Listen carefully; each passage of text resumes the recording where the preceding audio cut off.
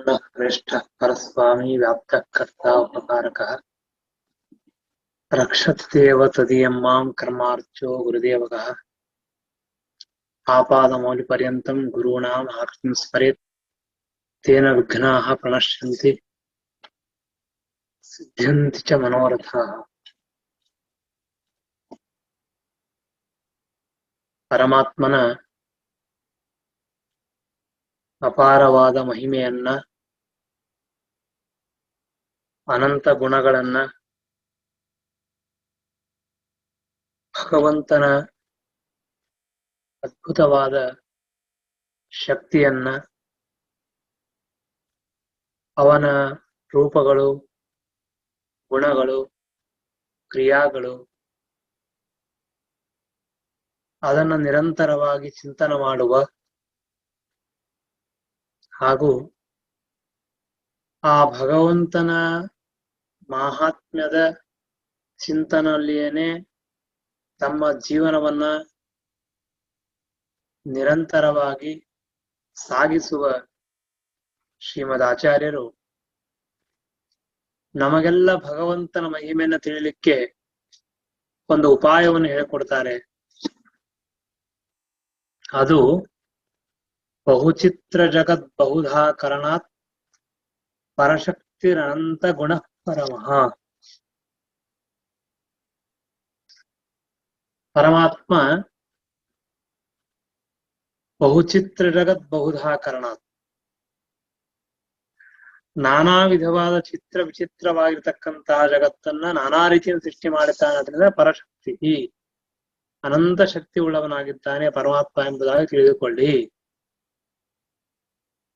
ಭಗವಂತನ ಮಾಹಾತ್ಮ್ಯವನ್ನು ತಿಳಿಲಿಕ್ಕೆ ವೇದ, ಉಪನಿಷತ್ತು, ಪುರಾಣಗಳು, ಭಾಗವತ ಎಲ್ಲ ಹೇಳಿವೆ, ಇಲ್ಲ ಅಂತಿಲ್ಲ. ಆದರೆ ಶ್ರೀಮದಾಚಾರ್ಯರು ನಮಗೆ ಹೇಳುವಂತಹದ್ದು ಏನು ಅಂತಂದ್ರೆ, ಕೆಲವು ವಿಷಯಗಳು ವೇದ ಪುರಾಣಗಳು ಹೇಳಿದ್ದು ನಮ್ಮ ಪ್ರತ್ಯಕ್ಷಕ್ಕೆ ಗೋಚರವಾಗದೇ ಇರುವುದು, ಪ್ರತ್ಯಕ್ಷ ಕಾಣಿಸದೇ ಇರಬಹುದು. ಆದರೆ ನಮಗೆ ಕಾಣಿಸುವಂತಹ ಜಗತ್ತಿದೆ ಎದುರಿಗೆ, ದೊಡ್ಡದಾಗಿರ್ತಕ್ಕಂತಹ ಜಗತ್ತನ್ನು ನಾವು ನೋಡ್ತಾ ಇದ್ದೇವೆ. ಹೀಗಾಗಿ ಅಂತಹ ಶ್ರೇಷ್ಠವಾದ ಜಗತ್ತನ್ನ ನೋಡುವ ನಮ್ಮೆಲ್ಲರಿಗೆ ಶ್ರೀಮದ್ ಆಚಾರ್ಯ ಹೇಳ್ತಾರೆ, ನೀವು ಭಗವಂತನ ಮಹಿಮೆಯನ್ನು ತಿಳಿಲಿಕ್ಕೆ ವೇದಶಾಸ್ತ್ರ ಅಧ್ಯಯನ ಮಾಡಿ, ಬೇಡ ಅಂತ ಅನ್ನೋದಿಲ್ಲ. ಆದರೆ ನಿಮ್ಮ ಜೊತೆಗಿರತಕ್ಕಂತಹ ಜಗತ್ತೇ ಭಗವಂತನ ಅಪಾರವಾದ ಮಹಿಮೆಯನ್ನ ಹೇಳಿಕೊಡುತ್ತದೆ.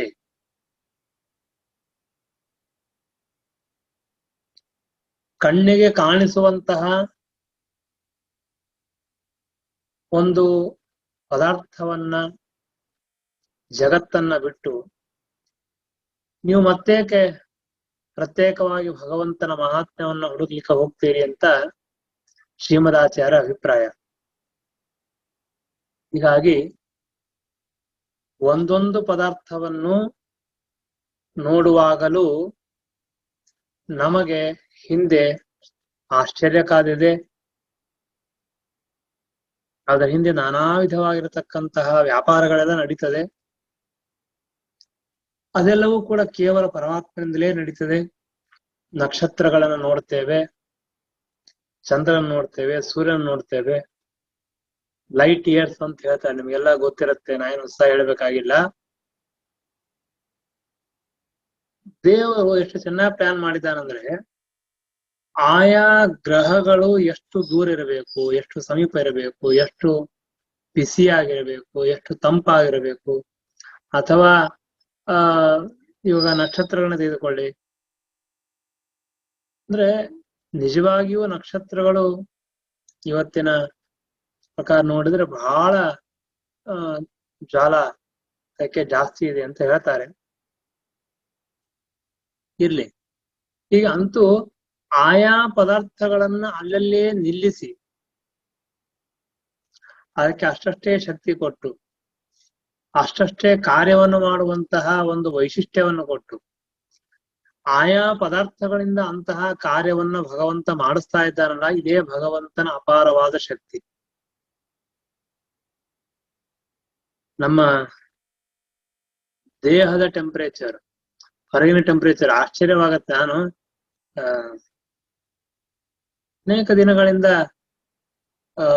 ಇದೆಲ್ಲ ಗೊತ್ತು, ಟೆಂಪರೇಚರ್ ಇರ್ಬೇಕು, ಸರಿ ಇರ್ಬೇಕು, ಎಲ್ಲ ವಿಚಾರ ಮಾಡ್ತಾ ಇದ್ದೆ. ಅವಾಗ ಒಂದ್ಸಲ ಹೀಗೆ ವಿಚಾರ ಮಾಡಾಗ ಆಶ್ಚರ್ಯವಾಯಿತು. ಏನ್ ಆಶ್ಚರ್ಯ ಅಂತಂದ್ರೆ, ಭಗವಂತ ಎಷ್ಟು ಅದ್ಭುತವಾಗಿ ಈ ದೇಹದ ಸೃಷ್ಟಿಯನ್ನು ಮಾಡಿದ್ದಾನೆ, ಜಗತ್ತಿನ ಹೊರಗಿನ ಸೃಷ್ಟಿಯನ್ನು ಮಾಡಿದ್ದಾನೆ. ಮನುಷ್ಯ ಬದುಕಲಿಕ್ಕೆ ಎಷ್ಟು ಟೆಂಪರೇಚರ್ ಇದ್ರೆ ನಾವು ಬಹಳ ಬಿಸಿನೋ ಅಥವಾ ತಂಪೋ ಅದಕ್ಕೆ ಅನುಗುಣವಾಗಿ ಮನುಷ್ಯ ಬದುಕಲಿಕ್ಕೆ ಸಾಧ್ಯ, ಹಾಗೆ ಭಗವಂತ ಇದನ್ನ ಮಾಡಿಟ್ಟಿದ್ದಾನೆ, ಸಹಜವಾಗಿ ಮಾಡಿಟ್ಟಿದ್ದಾನೆ. ಒಂದೇನಾದ್ರೂ ಅತಿಯಾಗಿ ಬಿಡ್ತು ಅಂತ ಇಟ್ಕೊಂಡ್ರೆ ನಾವು ಬದುಕಲಿಕ್ಕೆ ಸಾಧ್ಯ ಇಲ್ಲ. ಉದಾಹರಣೆಗೆ ಚೆನ್ನೈಲೇನೆ ಇವಾಗೆಲ್ಲ ತಂಪಾಗಿದೆ, 40, 42, 50, 60 ಡಿಗ್ರಿ ಏನಾದ್ರು ಬಿಸಿಲು ಹೋದ್ರೆ ಯಾರು ಬದುಕಲಿಕ್ಕೆ ಸಾಧ್ಯ? ಯಾರು ಬದುಕಲಿಕ್ಕೆ ಸಾಧ್ಯ? ಎಲ್ಲಾರು ಕೃಷ್ಣಾರ್ಪಣ ಅಷ್ಟೇ. ಹಾಗಾದ್ರೆ ಯಾವತ್ತೂ ಕೂಡ ಆ ತರಹ ಭಗವಂತ ಅದನ್ನ ಮಾಡಲೇ ಇಲ್ಲ. ಇದು ಬಹಳ ಆಶ್ಚರ್ಯಕರವಾದದ್ದು. ಹೊರಗಿನ ಪ್ರಕೃತಿಯಲ್ಲಿ, ಪದಾರ್ಥಗಳಲ್ಲಿ ಆಯಾ ತರಹದ ಶಕ್ತಿಯನ್ನಿಟ್ಟು ಆ ತರಹದ ಭಗವಂತ ನಿಯಮನ ಮಾಡ್ತಾನಲ್ಲ, ಎಷ್ಟು ಅದ್ಭುತವಾಗಿದೆ, ಎಷ್ಟು ಆಶ್ಚರ್ಯಕರವಾಗಿದೆ. ನಾವು ಇವಾಗ ಹಾರ್ಟ್ ಬೀಟಿಂಗ್ ಹೇಳ್ತಾರೆ, BP ಅಂತಂತಾರೆ, ಇನ್ನೊಂದು ಹೇಳ್ತಾರೆ, ಶುಗರ್ ಅಂತ ಎಲ್ಲ ನೋಡುವಾಗ ನೋಡಿದ್ರೆ ಬಹಳ ಒಂದು ಇದು ಆಶ್ಚರ್ಯ. ಸರಿ, ನೋಡ್ಕೋಬೇಕು ಅಂತ ಅನ್ಸುತ್ತೆ. ಆದ್ರೆ ಆಶ್ಚರ್ಯ ಏನು ಅಂತಂದ್ರೆ, ನೀವು ಯಾವಾಗಲೂ ನಮ್ಮ ದೇಹ 98 ಇರ್ಬೇಕು, ಅದ ಕೆಳಗೆ ಹೋಗ್ಬಾರ್ದು, ಮೇಲೆ ಹೋಗ್ಬಾರ್ದು. ಬಹಳ 94 ವರೆಗೆ ಪರವಾಗಿಲ್ಲ, ಮೇಲೆ 98, 99 ಪರವಾಗಿಲ್ಲ. ಅದ್ರ ಮೇಲೆ ಹೋದ್ರೆ ಜ್ವರ ಅಂತಂತೆ, ಕಡಿಮೆ ಬಂದ್ರೆ ತೊಂದರೆ ಆಗ್ತದೆ. ಇದು ಒಬ್ಬ ಮನುಷ್ಯನ ದೇಹದಲ್ಲಿ ನೀವು ಇಮ್ಯಾಜಿನೇಷನ್ ಮಾಡ್ರಿ, ಯಾವತ್ತು ಹುಟ್ಟಿದ ಸಾಯೋವರೆಗೆ ಒಂದೇ ತರ ಮೇಂಟೈನ್ ಆಗ್ಬೇಕು.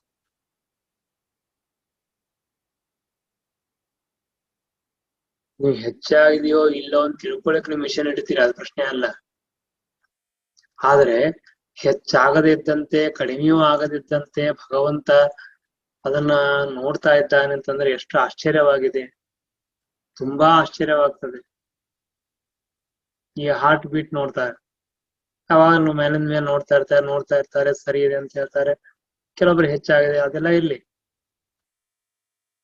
ಅದನ್ನ ನೋಡ್ತಾ ಇರುವಾಗೆಲ್ಲ ಒಂದು ಆಶ್ಚರ್ಯ ಅನ್ಸುದು ಅಂತಂದ್ರೆ, ಪ್ರತಿಯೊಬ್ಬ ಮನುಷ್ಯನ ದೇಹದಲ್ಲಿಯೂ ಇಷ್ಟು ಸೆಕೆಂಡ್ ಇಷ್ಟೇ ಆಗಬೇಕು ಅಂತ ವ್ಯವಸ್ಥೆ ಮಾಡಿ ಭಗವಂತ ನಡೆಸ್ತಾ ಇದ್ದಾನಲ್ಲ. ನಾವು ನಮ್ಮ ಮನೆಯಲ್ಲಿ ಒಂದು ವಾಚ್ ಗಡಿಯಾರ ಹಾಕಿದ್ರೆ ಅದೆಲ್ಲ ಮುಳ್ಳು ಓಡ್ತಾ ಇರ್ತದೆ, ಅದ್ರಾಗ ಏನಾದ್ರು ಸೆಲ್ ಕೆಡ್ತು ಅಂದ್ರೆ ಕೃಷ್ಣಾರ್ಪಣ ಅಷ್ಟೇ, ಅದು ನಿಂತೋಗ್ಬಿಡ್ತು. ದೇಹದಲ್ಲಿ ಎಷ್ಟೆಷ್ಟು ತರಹದ ವಿಚಿತ್ರವಾದ ವ್ಯಾಪಾರಗಳಿದೆ ಅಂದ್ರೆ, ಅಷ್ಟೇ ಇರಬೇಕು ಒಂದು ವ್ಯವಸ್ಥೆ ಇದೆ. ಆ ವ್ಯವಸ್ಥೆ ಇರೋದು ಮಾತ್ರ ಅಲ್ಲ, ಹಾಗೆ ನಡೀತಾ ಇದೆ. ಅದಕ್ಕೆ ದೇವರ ಶಕ್ತಿಯನ್ನ ಬಿಟ್ಟು ಇನ್ನೇನೂ ಹೇಳಿಕ್ ಸಾಧ್ಯ ಇಲ್ಲ. ರಕ್ತ ಇಷ್ಟೇ ವೇಗದಿಂದ ಹೋಗ್ಬೇಕು, ಹೆಚ್ಚಿಗೆ ಹೋಗ್ಲಿಕ್ಕಿಲ್ಲ, ಕಡಿಮೆ ಆಗ್ಲಿಕ್ಕಿಲ್ಲ. ಲೋ BP ಅಂತಾರ, ಹೈ BP ಅಂತಾರೆ. ನನಗೆ ಇದೆಲ್ಲ ಕೇಳಿದಾಗ ಅಯ್ಯೋ ಪಾಪ ಅಂತ ಅನಿಸ್ತಾ. ಆಮೇಲೆ 2ನೇ ಕ್ಷಣಕ್ಕೆ ಅನ್ಸೋದೇನಂತಂದ್ರೆ, ದೇವರು ಒಬ್ಬ ಮನುಷ್ಯನ, ಸುಮ್ಮನೆ ಉದಾಹರಣೆ ಹೇಳ್ಬೇಕು ಅಂದ್ರೆ, 20 ವರ್ಷ, 30 ವರ್ಷ, 50 ವರ್ಷ ಬದುಕಿದ್ದಾನೆ. ಅವನಿಗೇನು ಲೋನು ಇಲ್ಲ, ಏನು ಇಲ್ಲ, ಎಲ್ಲ ಸರಿಯಾಗಿದ್ದ. ಅಂದ್ರೆ ಅಷ್ಟು ವರ್ಷದವರೆಗೆ ಸರಿಯಾಗಿ ಮೇಂಟೈನ್ ಮಾಡಿದಲ್ಲ ದೇವರು, ಸ್ವಲ್ಪವೂ ವ್ಯತ್ಯಾಸವಾಗಲಿಲ್ಲ ನಮಗೆ. ಎಷ್ಟು ಅದ್ಭುತ ಇದು ನೋಡಿದ್ರೆ. ನಾವು ಪ್ರತಿನಿತ್ಯ ನಮ್ಮ ಮನಸ್ಸಿಗೆ ಬಂದಾಗಿರ್ತೀವಿ, ಮನಸ್ಸಿಗೆ ಬಂದಾಗ ತಿಂತೀವಿ. ಒಂದ್ ದಿವ್ಸ ತಿನ್ನೋದೇ ಇಲ್ಲ, ಒಂದ್ ದಿವ್ಸ ಬಹಳ ತಿಂತೀವಿ, ಒಂದ್ ದಿವ್ಸ ಖಾರ ತಿಂತೀವಿ, ಒಂದ್ ದಿವ್ಸ ಉಪ್ಪು ತಿಂತೀವಿ, ಒಂದ್ ದಿವ್ಸ ಪುಡಿ ತಿಂತೀವಿ, ಇನ್ನೊಂದ್ ದಿವಸ ಇನ್ನೇನೋ. ನಮ್ಮ ದೇಹದಲ್ಲಿ ಯಾವ್ದು ರಿಸ್ಟ್ರಿಕ್ಷನ್ನೇ ಇಟ್ಕೊಂಡಿಲ್ಲ ನಾವು. ನಮ್ಮ ಮನಸ್ಸಿಗೆ ಬಂದಂತೆ ನಾವು ತಿಂತಾ ಇರ್ತೀವಿ. ಕುಡಿಯೋದು ಹಾಗೆ, ಏನ್ ಸಿಗತ್ತೋ ಅದನ್ನ ಕುಡಿಯೋದು, ಇಲ್ಲ ಕುಡಿಯೋದೇ ಇಲ್ಲ. ನೀರ್ ಕುಡಿತಾರ, ಮಜ್ಜಿಗೆ ಕುಡಿತಾರ, ಅದು ಕುಡಿತಾರ, ಇದು ಕುಡಿತಾರ, ಏನ್ ಮಾಡ್ತಾರ ಏನೂ ಇಲ್ಲ. ಎಲ್ಲಾ ಆಗ್ತಾ ಇರ್ತದೆ, ಆದ್ರೆ ದೇಹದಲ್ಲಿ ಮಾತ್ರ ಯಾವುದೇ ತರಹದ ವ್ಯತ್ಯಾಸವಾಗುವುದಿಲ್ಲ. ವ್ಯತ್ಯಾಸ ಆಗದೇ ಇದ್ದಂತೆ ಭಗವಂತ ನೋಡ್ಕೊತಾ ಇದ್ದಾನೆ. ಬಹುಚಿತ್ರ ಜಗತ್ ಬಹುಧಾ ಕರಣಾತ್ ಪರಶಕ್ತಿ ಅನಂತ ಗುಣ ಪರಮಃ. ನಮಗೆ, ನಾನು ಒಂದು ಕಡೆಗೆ ಸೈನ್ಸ್ ಬೇರೆ ಒಂದು ಈ ಹ್ಯೂಮನ್ ಬಾಡಿ ಅದರ ಬಗ್ಗೆ ಓದ್ತಾ ಇದ್ದೆ. ಎಷ್ಟು ಆಶ್ಚರ್ಯಕರವಾದ ವಿಷಯಗಳು ಈ ದೇಹದಲ್ಲಿ ಇದೆ ಅಂತಂದ್ರೆ ಅತ್ಯದ್ಭುತ ಅತ್ಯದ್ಭುತ ಅತ್ಯದ್ಭುತ. ಬ್ಲಡ್ ಸೆಲ್ಗಳಲ್ಲಿ ಆಕ್ಸಿಜನ್ ಹೋಗುತ್ತೆ, ಫ್ರೆಶ್ ಆದ್ಮೇಲೆ ಮತ್ತೆ ಆ ಕಾರ್ಬನ್ ಡೈಆಕ್ಸೈಡ್ ತಗೊಂಡು ಇದು ಹೊರಗಡೆ ಬಿಡುತ್ತೆ. ಆ ಶ್ವಾಸೋಚ್ಛ್ವಾಸ ತಗೊಳ್ಳೋ ಆಕ್ಸಿಜನ್ ಹೋಗ್ಬೇಕು, ಬರುವ ಕಾರ್ಬನ್ ಡೈಆಕ್ಸೈಡ್ ಬರಬೇಕು, ಅದು ಕರೆಕ್ಟ್ ಆಗಿ ಮಿಕ್ಸ್ ಆಗ್ಬೇಕು, ಅಲ್ಲಿ ನಿಲ್ಬೇಕು. ಈ ಬ್ಲಡ್ ಸೆಲ್ಲು ಆ ಬ್ಲಡ್ ಸೆಲ್ ಸೇರಿಸಬಾರದು. ಯಾರು ಇದೆಲ್ಲ ಪ್ಲಾನ್ ಮಾಡ್ತಾರೆ? ಯಾರು ಮಾಡ್ಲಿಕ್ಕೆ ಸಾಧ್ಯ? ಹೇಗಾಗ್ಲಿಕ್ಕೆ ಸಾಧ್ಯ ಇದು? ಅದೇ ಒಳಗಡೆ ವಾಲ್ ಇದೆ ಅಂತ, ಅದು ಆಟೋಮೆಟಿಕ್ ಆಗಿ ಅದು ಓಪನ್ ಆಗುತ್ತೆ, ಆಟೋಮೆಟಿಕ್ ಆಗಿ ತಾನೇ ಬಂದ್ ಆಗ್ತದೆ. ಈ ತರಹದ ಒಂದು ವ್ಯವಸ್ಥೆಯನ್ನ ಭಗವಂತ ಒಳಗಡೆ ಮಾಡಿಟ್ಟಿದ್ದಾನೆ. ನಾವು ಮನುಷ್ಯರು ಇವತ್ತು ಬಹಳ ಬುದ್ಧಿವಂತರು ಅಂತ ಹೇಳಿ ಆ ಕರೆಂಟ್ ಇಂದ ಏನೇನೋ ಎಲ್ಲ ಮಾಡ್ಕೊಂಡು ಬೇಕಷ್ಟೆಲ್ಲ ಆಟೋಮೆಟಿಕ್ ಮಾಡ್ತಾರೆ, ಮಾಡೋದಿಲ್ಲ ಅಂತಿಲ್ಲ ನಾನು. ಆದ್ರೆ ನಮ್ಮ ದೇಹದಲ್ಲಿ ಎಷ್ಟು ಅದ್ಭುತವಾಗಿರ್ತಕ್ಕಂತಹ ವ್ಯಾಪಾರಗಳು ವ್ಯವಹಾರಗಳು ನಡೀತದೆ ಅಂದ್ರೆ ಹೇಳಿಕೆ ಸಾಧ್ಯ ಇಲ್ಲ. ನರ್ವ್ ಸಿಸ್ಟಮ್ ಬೇರೆ ಇದೆ, ಆ ರಕ್ತ ಬ್ಲಡ್ ಏನ್ ಅದು ಬೇರೆ ಇದೆ, ಈ ಮೆಸೇಜ್ ಏನಾಗುತ್ತೆ ಅದು ಬೇರೆ ಇದೆ. 1, 2, 3, 4, 10, 1000, ಲಕ್ಷ, ಕೋಟಿ ನಾನಾ ರೀತಿಯ ವ್ಯಾಪಾರಗಳು ಪ್ರತಿಯೊಂದು ಸೆಕೆಂಡ್ಗೆ ಆಗ್ತಾ ಇದೆ. ಎವ್ರಿ ಸೆಕೆಂಡ್, ಪ್ರತಿಯೊಂದು ಸೆಕೆಂಡ್ ನಡೀತಾ ಇದೆ. ಅಷ್ಟು ಅದ್ಭುತವಾಗಿ ನಡೆಯುವಂತಹ ಈ ವ್ಯಾಪಾರಗಳನ್ನ ಭಗವಂತ ಪ್ಲಾನ್ ಮಾಡದೇ ಇದ್ದರೆ, ದೇವರು ನಡೆಸದೇ ಇದ್ದರೆ ಈ ಜಗತ್ತಿನಲ್ಲಿ ಯಾರಿಗೂ ಮಾಡ್ಲಿಕ್ಕೆ ಸಾಧ್ಯ ಇಲ್ಲ. ಬಹುಚಿತ್ರ ಜಗತ್ ಬಹುಧಾ ಕರಣಾತ್ ಪರಶಕ್ತಿ ಅನಂತ ಗುಣ ಪರಮಃ. ಒಂದಲ್ಲ ಎರಡಲ್ಲ, ನಾ ಹೇಳ್ತಾ ಇರೋದು ಮನುಷ್ಯ ದೇಹ ಒಂದೇ ತೆಗೆದುಕೊಂಡ್ರೆ ಇಡೀ ದೇಹದ ಪ್ರತಿಯೊಂದು ಚರ್ಮ ತೆಗೆದುಕೊಳ್ಳಿ, ಚರ್ಮದ ಒಳಗಿನ ಭಾಗ ತೆಗೆದುಕೊಳ್ಳಿ, ಅದರ ರಕ್ತ ತೆಗೆದುಕೊಳ್ಳ್ರಿ, ಅದ್ರ ಉಗುರು ತೆಗೆದುಕೊಳ್ಳ್ರಿ, ಅದಕ್ಕೊಂದು ಪ್ರಯೋಜನ ಇದೆ. ಅದೆಲ್ಲ ಹೊಲಸು ಹೊರಗೆ ಮಾಡ್ತಾರೆ, ಅದು ಮತ್ತೆ ಕಟ್ ಮಾಡ್ಲಿಕ್ಕೆ ಬರ್ತದೆ, ಮತ್ತೆ ಬೆಳಿತದೆ. ನೀವು ಯಾವುದೇ ಒಂದು ವಿಷಯ ತೆಗೆದುಕೊಳ್ಳ್ರಿ, ಅದರಲ್ಲಿ ವೈಶಿಷ್ಟ್ಯ ಇದೆ, ಅದರಲ್ಲಿ ಒಂದು ಅದ್ಭುತತೆ ಇದೆ. ಜಗತ್ತಿನಲ್ಲಿ ಯಾವುದೇ ಪದಾರ್ಥ ಭಗವಂತ ಸೃಷ್ಟಿ ಮಾಡಿದ್ದು ಯಾವುದೂ ವ್ಯರ್ಥವಲ್ಲ, ಯಾವುದೂ ಹಾನಿಕಾರಕವಲ್ಲ. ಇದೊಂದು ನೆನಪಿಟ್ಕೊಳ್ರಿ. ಇವಾಗ ನಾವು ಮನುಷ್ಯರೇನ ಸೃಷ್ಟಿ ಮಾಡ್ತಾ ಇದ್ದೇವಲ್ಲ, ಈ ಪದಾರ್ಥಗಳು ನಮಗೆಲ್ಲ ಹಾನಿಕಾರಕವಾಗಿದೆ, ಪ್ರಕೃತಿಯೂ ಹಾನಿಕಾರಕವಾಗಿದೆ. ಭಗವಂತ ಸೃಷ್ಟಿ ಮಾಡಿದ ಯಾವ ಪದಾರ್ಥಗಳು ನಮಗೆ ಹಾನಿಕಾರಕವಾಗಿದೆ. ಎಲ್ಲವೂ ಆರೋಗ್ಯಕ್ಕೆ ಬಹಳ ಸಾಧಕವಾಗಿದೆ. ಇವತ್ತಿನ ನಮಗೆ ವೆಸ್ಟರ್ನ್ ಕಲ್ಚರ್ ಬಂತು, ಎಲ್ಲಾ ಕೂತಲ್ಲೇ ಎಲ್ಲಾ ಮಾಡ್ಬೇಕು, ಎಲ್ಲಾ ಆರಾಮಾಗಿರ್ಬೇಕು ಅಂತನೋ ಸರ್ವಥಾ ಸರಿಯಲ್ಲ. ನಮ್ಮ ದೇಹದ ಪ್ರತಿಯೊಂದು ಭಾಗಗಳಿಗೂ ನಾವು ಎಷ್ಟು ಕೆಲಸ ಕೊಡ್ತೀವಿ ಅಷ್ಟು ನಮ್ಮ ಆರೋಗ್ಯ ಚೆನ್ನಾಗಿರುತ್ತೆ ಅಂತ ಹೇಳ್ತೀವಿ. ನಾವು ಮೊದಲಿಗೆ ವಾಕಿಂಗ್ ಮಾಡ್ತಿದ್ದೀವಿ, ನೀರ್ ತಗೊಂಡ್ ಬರ್ತಿದ್ವಿ, ಬಟ್ಟೆ ಒಯ್ಲಿಕ್ಕೆ ಹೋಗ್ತಿದ್ರು, ಅಕ್ಕಿಯನ್ನ ಕುಡ್ತಿದ್ರು, ಏನೇ ಕೈಯಿಂದ ಕೆಲಸ, ಕಾಲಿಂದ ಕೆಲಸ.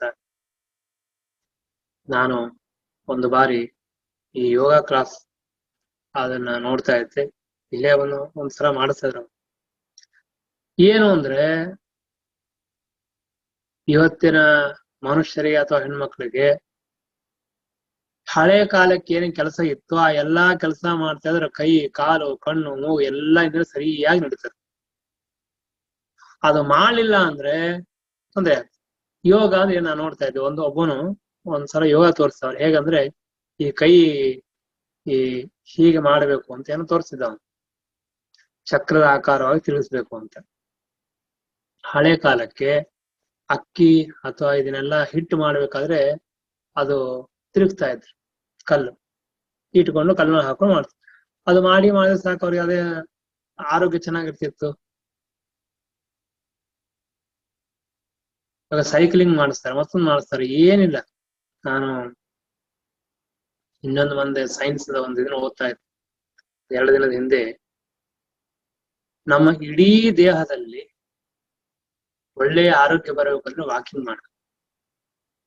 ಯಾವ ವ್ಯಕ್ತಿ ಎಷ್ಟು ಈ ಕಾಲಿನಿಂದ ನಡಿತಾನೆ ಅಷ್ಟು ಅವನ ಆರೋಗ್ಯ ಜಾಸ್ತಿ. ಎಷ್ಟೆಷ್ಟು ವಾಕಿಂಗ್ ಕಡಿಮೆ ಆಗತ್ತೋ ಅಷ್ಟಷ್ಟು ಅವನಿಗೆ ಆಯುಷ್ಯ ಕಡಿಮೆ, ಆರೋಗ್ಯ ಕಡಿಮೆ. ಒಂದೇ ಒಂದು ಹೇಳ್ಬಿಡ್ತಾರೆ. ಅದು ಓದಿದ್ರೆ ತುಂಬಾ ಆಶ್ಚರ್ಯವಾಯ್ತು. ಇನ್ನೊಂದ್ಸಲ ಬಂದ್ರೆ ಎಲ್ಲರಿಗೂ ಕೊಟ್ಟು ಕಳಿಸ್ತೀನಿ, ನಾನು ಓದ್ಬೇಕು.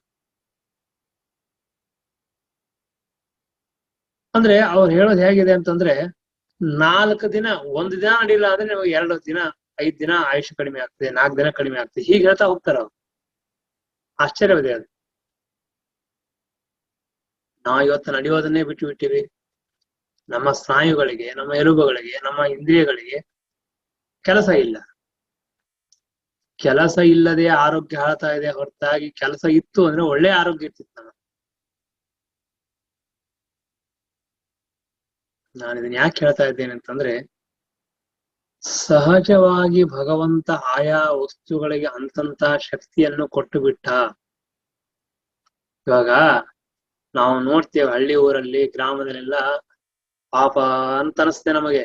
ಅವರು ಓಡಾಡ್ತಾರೆ, ಬರ್ತಾರೆ, ಹೊತ್ಕೊಂಡ್ ಬರ್ತಾರೆ, ಆಮೇಲೆ ಬಿಸಿಲಲ್ಲಿ ಕೆಲಸ ಮಾಡ್ತಾರೆ, ಓಡಾಡ್ತಾರೆ, ಎಲ್ಲ ಮಾಡ್ತಿರ್ತಾರೆ. ಅವರನ್ನ ನೋಡಿ ನಾವು ಅಯ್ಯೋ ಪಾಪ ಅನ್ನೋ ಕಾರಣ ಇಲ್ಲ, ಅವ್ರು ನಮ್ಮ ನೋಡಿ ಅಯ್ಯೋ ಪಾಪ ಅನ್ನಬೇಕು. ಯಾಕೆ ಅಂದ್ರೆ ಅವ್ರು ಎಷ್ಟೆಷ್ಟು ಕೆಲಸ ಮಾಡ್ತಾರೋ ಅಷ್ಟಷ್ಟು ಆರೋಗ್ಯ ಚೆನ್ನಾಗಿದೆ, ಅಷ್ಟಷ್ಟು ದೇಹ ಗಟ್ಟಿಯಾಗಿದೆ. ನಮಗೆ 2 kg ಒಂದು ಬ್ಯಾಗ್ ಕೈಯಲ್ಲಿ ಕೊಟ್ಟು ಒಂದು ಅರ್ಧ ಫರ್ಲಾಂಗ್ ನಡೀರಿ ಅಂದ್ರೆ ಆಗೋದಿಲ್ಲ ನಮಗೆ. ಅಯ್ಯೋ ಭಾರ ಅಂತಂತೆ. ಅವ್ರು 10 kg 20 kg 30 kg ಹೊತ್ಕೊಳ್ತಾರೆ ಆರಾಮ. 5 kg 10 kg ಇಟ್ಕೊಂಡು ಆರಾಮಾಗಿ 2 ಕಿಲೋಮೀಟರ್ 3 ಕಿಲೋಮೀಟರ್ ನಡೀತಾ ಹೋಗ್ತಾ ಇರ್ತಾರೆ, ಏನೂ ಆಗೋದಿಲ್ಲ.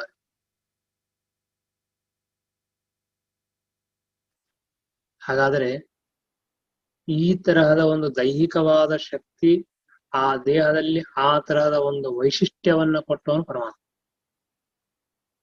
ಬಹುಚಿತ್ರ ಜಗತ್ ಬಹುಧಾ ಕರಣಾತ್ ಪರಶಕ್ತಿರನಂತ ಗುಣ ಪರಮ. ಇದನ್ನ ಈ ದೇಹ ಇದೆ ನೋಡ್ರಿ, ಇದು ಅದರೊಳಗೂ ಮನುಷ್ಯ ದೇಹ ತುಂಬಾ ಅದ್ಭುತ. ಅದ್ಭುತ ಅಷ್ಟೇ ಅಲ್ಲ, ಅದರಲ್ಲಿ ದೇವರು ಇಡೀ ಜಗತ್ತನ್ನೇ ತುಂಬಿದ್ದಾನಂತ ಅನಿಸೋ ಆಗಿದೆ. ಯಾಕೆ ಅಂದ್ರೆ ಒಬ್ಬೊಬ್ಬ ಮನುಷ್ಯನ ಪುಣ್ಯ ಪಾಪ ಪುಣ್ಯ ಪಾಪ ಪುಣ್ಯ ಪಾಪಗಳು ಬೇರೆ ಬೇರೆ ಆಗಿರುತ್ತೆ. ಅದಕ್ಕೆ ತಕ್ಕಂತೆ ಆ ದೇಹದಲ್ಲಿ ರಿಯಾಕ್ಷನ್ಸ್ ಆಗ್ತಾ ಹೋಗ್ತಾರೆ. ಒಬ್ಬನಿಗೆ ಜ್ವರ ಬರಬೇಕು, ಒಬ್ಬನಿಗೆ ಕೆಮ್ಮು ಬರಬೇಕು, ಇನ್ನೊಬ್ಬರಿಗೆ ಹಾರ್ಟ್ ಅಟ್ಯಾಕ್ ಆಗಬೇಕು, ಒಬ್ಬನಿಗೆ BP ಬರಬೇಕು, ಒಬ್ಬರಿಗೆ ಲೋ BP, ಒಬ್ಬರಿಗೆ ಹೈ BP, ಒಬ್ಬರಿಗೆ ಅದೇನೋ ಇನ್ನೊಂದೇನೋ ರೋಗಗಳು. ಎಲ್ಲರಿಗೂ ಒಂದೇ ರಕ್ತ ಒಂದೇ ಮಾಂಸ ಎಲ್ಲ ಇರುತ್ತೆ, ಆದ್ರೆ ಅದರಲ್ಲಿ ಆ ವ್ಯತ್ಯಾಸಗಳು ಮಾತ್ರ ಆಗ್ತಾ ಆಗ್ತಾ ಆಗ್ತಾ ಹೋಗುತ್ತೆ. ಯಾಕೆ? ಅವನು ಮಾಡತಕ್ಕಂತಹ ಪುಣ್ಯ ಪಾಪಕ್ಕೆ ತಕ್ಕಂತೆ ಆ ಜೀವನ ದೇಹದಲ್ಲಿ ಒಂದೇ ವಸ್ತುವನ್ನು ಇಟ್ಟುಕೊಂಡು ವ್ಯತ್ಯಾಸ ಮಾಡಿದ್ರೆ ನೋಡ್ರಿ ಎಷ್ಟು ಆಶ್ಚರ್ಯ ಇದೆ. ವೈದ್ಯರು ಯಾಕೆ ಹೀಗಾಯ್ತು ಅಂತ ನೋಡಿದ ಮೇಲೆ ಹೀಗಾಗಿದೆ ಅಂತ ಹೇಳ್ಬೋದು ಹೊರತಾಗಿ ಎಷ್ಟು ವರ್ಷದಿಂದ ಆಯ್ತು, ಯಾಕಾಯ್ತು, ಏನ್ ಸುರ ಆಯ್ತು ತುಂಬಾ ಕಷ್ಟ ಹೇಳಿಕ್ಕೆ. ಅನೇಕ ಜನ ಹೇಳ್ತಾರೆ ಈ ಕ್ಯಾನ್ಸರ್ ಅಂತ ಬಗ್ಗೆ ಹೇಳ್ತಾ ಇರುವಾಗ ಏನು ಗೊತ್ತಾಗೋದಿಲ್ಲ, ಏನು ಗೊತ್ತಾಗೋದಿಲ್ಲ ಅಂತ. ಯಾವಾಗ ಗೊತ್ತಾಗತ್ತೆ, ಗೊತ್ತಾಗ ಏನು ಮಾಡಿ ಬರೋದಿಲ್ಲ ಅಂತ ಪರಿಸ್ಥಿತಿ ಬಂದ್ಬಿಡ್ತದೆ. ಹೀಗೆ ಪರಮಾತ್ಮ ಈ ಜಗತ್ತಿನ ದೇಹದ ಒಂದೇ ಒಂದು ಸೃಷ್ಟಿ ಸಾಕು. ಇವತ್ತಿನ ಎಲ್ಲ ಹಾಸ್ಪಿಟಲ್ ನೋಡಿದ್ರೆ ನಿಜವಾಗಿಯೂ ನಮಗೆ ಬುದ್ಧಿ ತಲೆ ಕೆಟ್ಟೋಗ್ಬಿಡ್ತದೆ. ಮನುಷ್ಯರಿಗಿಂತಲೂ ರೋಗಿಗಿಂತಲೂ ಕೂಡ ಹಾಸ್ಪಿಟಲ್ ಅಲ್ಲೇ ಜಾಸ್ತಿ ಇದೆ ಅಂತ ಅನಿಸ್ತದೆ. ಹಾಗಾಗತ್ತೆ. ಇದನ್ನ ಯಾಕೆ ಹೇಳ್ತಾ ಇದ್ದೇನೆ ಅಂತಂದ್ರೆ, ಒಂದು ದೇಹದ ಸ್ಟ್ರಕ್ಚರ್, ಅದರಲ್ಲಿರ್ತಕ್ಕಂತಹ ಒಂದೇ ಒಂದು, ಇವತ್ತಂತೂ ಒಂದೊಂದಕ್ಕೂ ಸ್ಪೆಷಲಿಸ್ಟ್ ಅಂತ, ಏನ್ ಸ್ಪೆಷಲಿಸ್ಟೋ ದೇವರಿಗೆ ಗೊತ್ತದ. ಕಣ್ಣಿಗೂ ಒಂದು, ಹಲ್ಲುಗಳಿಗೊಂದು, ಕಿವಿಗೊಂದು, ಚರ್ಮಕ್ಕೊಂದು, ಯಾವುದೇ ತಗೊಳ್ರಿ ಅದರೊಂದು ಸ್ಪೆಷಲಿಸ್ಟ್ ಅಂತ. ಹಾಗಾದ್ರೆ ಒಂದೊಂದು ದೇಹದ ಅವಯವಕ್ಕೆ ಅಷ್ಟಷ್ಟು ಗೌರವ, ಅಷ್ಟಷ್ಟು ಮರ್ಯಾದೆ ಇದೆ, ಅಷ್ಟಷ್ಟು ರೋಗಗಳಿದೆ ಅಂದ್ರೆ ಅಷ್ಟಷ್ಟು ಪರಿಹಾರವಾಗ್ತಾ ಇದೆ. ನಾವು ದೇವರಲ್ಲಿ ಪ್ರತಿನಿತ್ಯ ಒಂದು ಚಿಂತನೆ ಮಾಡಬೇಕು. ದೇವರ ಅನುಗ್ರಹ ಏನ್ ಮಾಡಿದ್ದಾನೆ ಅಂದ್ರೆ, ಚರ್ಮಕ್ಕೆ ಒಂದು 100 ರೋಗ ಇದೆ, ಕಣ್ಣಿಗೆ ಒಂದು 100 ರೋಗ ಇದೆ, ಕಿವಿಗೆ ಒಂದು 100 ರೋಗ ಇದೆ, ಕೈಕಾಲುಗಳಿಗೆ ಒಂದು 100 ರೋಗಗಳಿದೆ. ಇವತ್ತು ನಮಗೆ ಯಾವುದೂ ಆ ರೋಗಗಳಿಲ್ಲ, ಆರಾಮಾಗಿದ್ದೀವಲ್ಲ. ಹಾಗಾದರೆ ಪರಮಾತ್ಮ ಅಷ್ಟೆಲ್ಲ ರೋಗದಿಂದ ಮುಕ್ತರನ್ನಾಗಿ ಮಾಡಿ ನಮ್ಮನ್ನ ಭಗವಂತ ರಕ್ಷಣೆ ಮಾಡ್ತಾ ಇದ್ದಾನೆ ಅಂತ ನಾವು ಭಗವಂತನೇ ಕೃತಜ್ಞರಾಗಿರಬೇಕು. ಹೀಗಾಗಿ ಬಹುಚಿತ್ರ ಜಗತ್ ಬಹುಧಾ ಕರಣಾತ್ ಪರಶಕ್ತಿ ಅನಂತ ಗುಣ ಪರಮಃ. ಒಂದೇ ಊಟ 10 ಮಂದಿ ಮಾಡಿರ್ತಾರೆ, 10 ಜನಕ್ಕೂ ಬೇರೆ ಬೇರೆ ಬೇರೆ ಬೇರೆ ಬೇರೆ ಆ ರಿಯಾಕ್ಷನ್ಸ್, ಅವ್ರಿಗೆ ಆಗೋ ಇದನ್ನೇ ಬೇರೆ, ಇವ್ರಿಗೆ ಆಗೋದೇ ಬೇರೆ. ಯಾಕೆ? ಇದಕ್ಕೇನು ಉತ್ತರ ಇದೆ? ಒಂದೇ ಒಂದು ಉತ್ತರ, ಭಗವಂತ ಸಂಕಲ್ಪ, ಆ ಜೀವ ಮಾಡತಕ್ಕಂತಹ ಕರ್ಮ. ಹೀಗಾಗಿ ಇಂತಹ ಅತ್ಯದ್ಭುತವಾದ ಪರಮಾದ್ಭುತವಾದ ಜಗತ್ತನ್ನು ಸೃಷ್ಟಿ ಮಾಡತಕ್ಕಂತಹ ಯಾವ ಭಗವಂತನಿದ್ದಾನೆ ಅವನು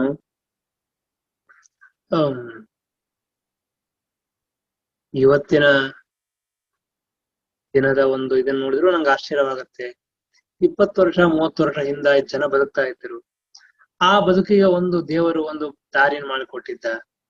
ಇವತ್ತಿನ ಜನರಿಗೆ ಇವತ್ತೆಲ್ಲರೂ IT ಕಂಪನಿ ಅಂತ ಹೇಳ್ತಾರೆ, ಅಂತ ಹೇಳ್ತಾರೆ ಎಲ್ಲ ಹೋಗ್ತಾರೆ. ಅದು ಬದುಕಲಿಕ್ಕೆ ಒಂದು ಮಾಡಿಕೊಟ್ಟ. ಅಂದ್ರೆ ಅಂತೂ ಒಬ್ಬ ಜೀವ ಬದುಕಲಿಕ್ಕೆ ಏನೇನ್ ಬೇಕೋ ಎಲ್ಲಾ ತರಹದ ಮಾರ್ಗಗಳನ್ನ ಭಗವಂತ ಯಾವಾಗಲೂ ಕೊಡ್ತಾನೆ, ಎಲ್ಲರನ್ನೂ ರಕ್ಷಣೆ ಮಾಡ್ತಾನೆ.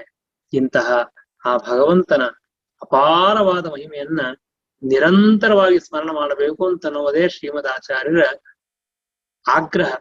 ಆದ್ರೆ ನಮ್ಮ ದುರ್ದೈವ ಏನು ಅಂತಂದ್ರೆ, ಆ ಭಗವಂತನ ಸ್ಮರಣೆ ಬರೋದಿಲ್ಲ, ತುಂಬಾ ಕಷ್ಟವಾಗತ್ತೆ.